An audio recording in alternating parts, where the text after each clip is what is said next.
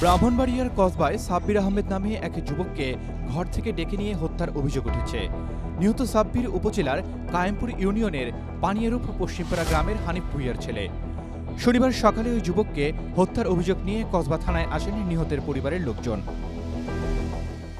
নিহতের স্বজনরা জানান, দুবাইতে প্রবাস জীবন কাটিয়ে সাব্বির আহমেদ ঢাকায় একটি প্রতিষ্ঠানে চাকরিরত ছিলেন। সম্প্রতি ঈদের ছুটিতে সে বাড়িতে বেড়াতে আসে। প্রতিদিনের মতো শুক্রবার রাতেও খাওয়া দাওয়া শেষ করে তিনি পাশের ঘরে শুয়ে পড়েন। তবে রাতে অজ্ঞাত কয়েকজন এসে তাকে ডেকে নিয়ে যায়। পরে গভীর রাতে খায়রুল নামের এক যুবক এসে পরিবারকে জানায় সাব্বির আহমেদ অসুস্থ। পরে পরিবারের লোকজন তাকে মুমূর্ষু অবস্থায় উদ্ধার করে। এ সময় তিনি জানান, তাকে কয়েকজন ডেকে নিয়ে গিয়েছিল। এরপর সে অচেতন হয়ে পড়ে। তাকে দ্রুত কসবা উপজেলা স্বাস্থ্য কমপ্লেক্সে নিয়ে গেলে কর্তব্যরত চিকিৎসক তাকে মৃত ঘোষণা করেন। পরিবারের লোকজনের দাবি, সাব্বিরকে ঘর থেকে ডেকে নিয়ে পরিকল্পিতভাবে হত্যা করা হয়েছে। কসবা থানার ভারপ্রাপ্ত কর্মকর্তা আব্দুল কাদের জানান, খবর পেয়ে ঘটনাস্থল পরিদর্শন করেছে পুলিশের একটি টিম।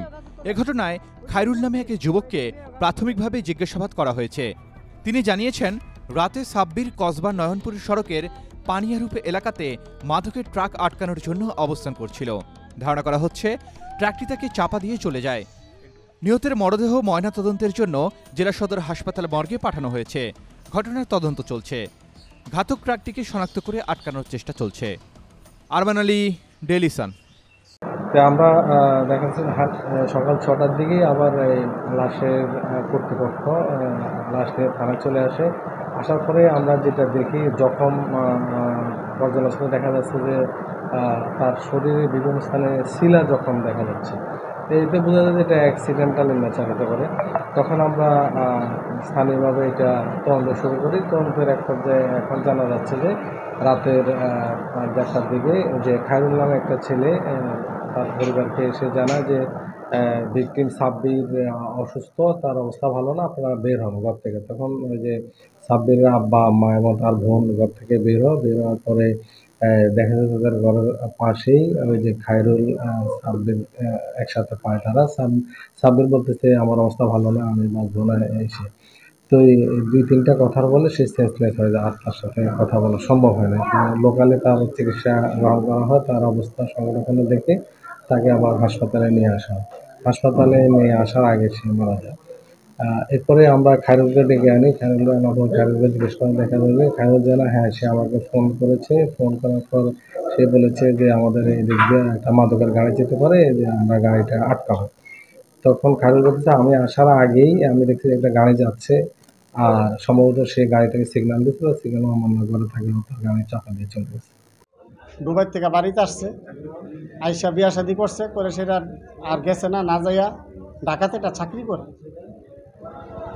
এলাকার কিছু পোলাপাইন আছে, আইলে তারা নিয়ে একটা আড্ডা মাড্ডা দে, পোলাপাইন আইয়া বাড়ি ভরে জায়গা, আমি কই এরা কেডা, তো আমার থেকে আড়ালে থাকে থেকে এই করে। যাই হোক, শেষ পর্যন্ত একটা চাকরি করে ঈদের আগের দিন আইছে, 7 তারিখ আবার জয়ের। এমতো অবস্থা, এই গত রাইতে 10টার সময় খানা খাইছে, খাইয়ে সেরা একটা পাশের ঘরে ঘুমা। আমার বাড়ি তো একই বাড়ি, পাশের ঘরে ঘুমা। পরে এখান থেকে আমরা দেখলাম যে শুয়ে রইছে। হ্যাঁ, শোয়ার পরে আমরা শুইলাম। শোয়ার পরে 1:30টা বাজে এই টাইমে একটা ছেলে ডাক দিল, খায়রুল নামে একটা ছেলে ডাক দিয়ে সাব্বিরের সমস্যা হয়েছে, তাড়াতাড়ি বাইরে। তখন আমার মেয়ে দৌড়টা বাইরে এসে আমার মেয়ের হলে পাশাপাশি করে আমাদের বাড়ির গাড়ায় আনছে।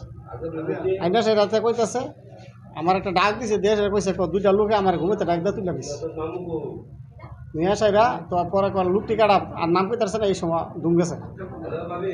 আর এরপরে ইয়ার থেকে সেটা পরে আমরা হাসপাতাল আনছি। আইনা সেটা আনার পরে এই পর্যন্ত আর কি আমার ছেলের বিচারটা আমি চাই। ডাক্তার নিয়ে, এটা অনেক দিনের হয়তো পরিকল্পনা, ডাক্তার নিয়ে একটা ছেলের এই অবস্থাটা করব, এটা আমি সুষ্ঠু একটা বিচার চাই। For more updates, follow us on Facebook, subscribe our YouTube channel, get the latest update on www.daily-sun.com.